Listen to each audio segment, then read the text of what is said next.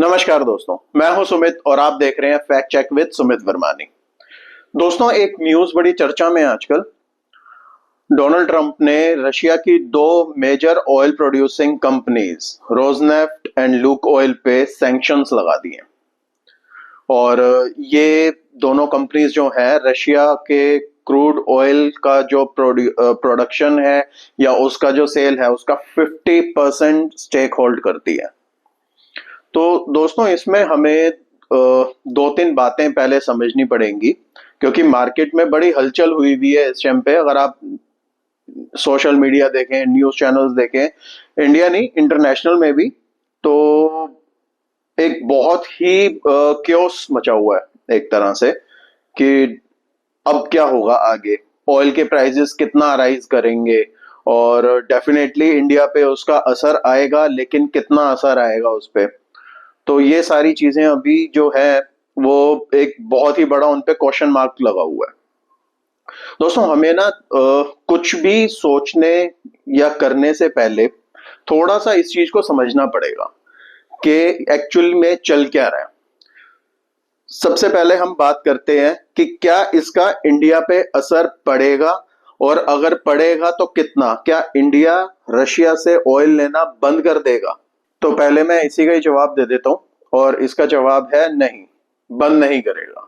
हाँ, कम जरूर कर सकता है, क्योंकि अब इंडिया के पास भी बात है कहने को कि देखो भाई, पहले तो बात अलग थी, पहले टैरिफ्स थे, और जो टैरिफ्स थे वो तो यूएसए के सिटीजन्स को ही पे करने थे, इंडिया को तो करने नहीं थे। बट अब गेम थोड़ी सी चेंज हो चुकी है, अब सैंक्शंस लग गए हैं। तो उसमें डेफिनेटली अगर उन्हीं दोनों कंपनीज के साथ हम ट्रेड करते हैं तो उसका असर जो है वो इंडिया पे भी पड़ जाएगा। और लेकिन क्या इस चीज का ज्यादा असर इंडिया पे पड़ेगा?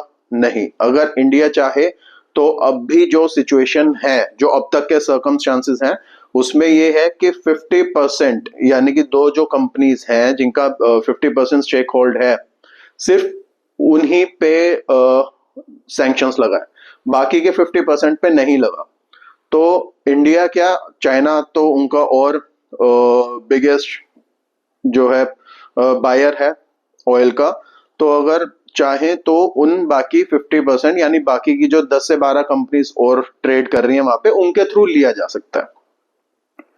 और डेफिनेटली इसका रशिया पे भी इतना असर इसलिए नहीं पड़ेगा। तो हाँ, अगर कल को डोनाल्ड ट्रंप उठे और बोले कि मैं उन कंपनीज पे भी सैंक्शन लगा देता हूं, तो बात अलग हो जाएगी, क्योंकि सबको अच्छे से पता है ये कोई स्टेबल माइंड, स्टेबल पर्सनैलिटी वाला बंदा नहीं है। डेली उठता है और एक नई गूगली डाल देता है। तो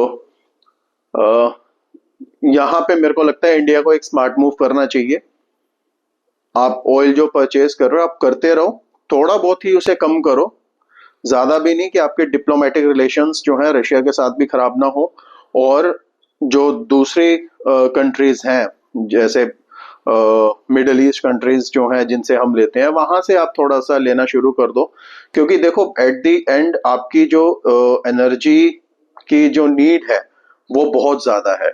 अगर देखा जाए तो हम वर्ल्ड लेवल पे थर्ड नंबर पे रैंक करते हैं। फर्स्ट पे डेफिनेटली यूएसए है, सेकंड पे चाइना, और थर्ड पे इंडिया आता है। तो आपकी एनर्जी रिक्वायरमेंट बहुत ज्यादा है, और यहाँ के लोगों की जो पर कैपिटा इनकम है, या जो बाइंग पावर है, वो इतनी नहीं है कि वो ज्यादा महंगा ऑयल जो है उसे अफोर्ड कर सके। अगर ऑयल का रेट बढ़ेगा तो ट्रांसपोर्टेशन महंगी होगी, ट्रांसपोर्टेशन महंगी होगी तो हर चीज का रेट बढ़ जाएगा। खाने पीने से लेके कपड़ों तक का हर चीज का रेट बढ़ जाएगा, क्योंकि हर चीज ट्रांसपोर्ट होके आती है। तो दोस्तों, अब बात यह आती है कि आखिर अब ट्रंप ऐसा कर क्यों रहा है। उसके लिए आपको एक छोटी सी चीज समझनी पड़ेगी। इस टाइम पे जो वर्ल्ड पॉलिटिक्स है वो एक बहुत ही क्रूशियल पोजीशन पे है। अब होता क्या है, डोनाल्ड ट्रंप के लिए हर चीज होती है डील। उसके लिए अगर वो किसी भी दो कंट्रीज में पीस करवाने के लिए जाता है, वहां पे वो दो कंट्रीज चाहे अवेलेबल हो ना हो, वो हर चीज उसके लिए वो डील बन जाती है। यहाँ पे बेसिकली वो चाह रहा था कि जब हम दोबारा से टेबल पे बैठें, यानी वो और पुतिन दोबारा टेबल पे बैठें, तो वो उसके ऊपर प्रेशर डाल सके, इसलिए उसने अब जाके सैंक्शंस लगाया।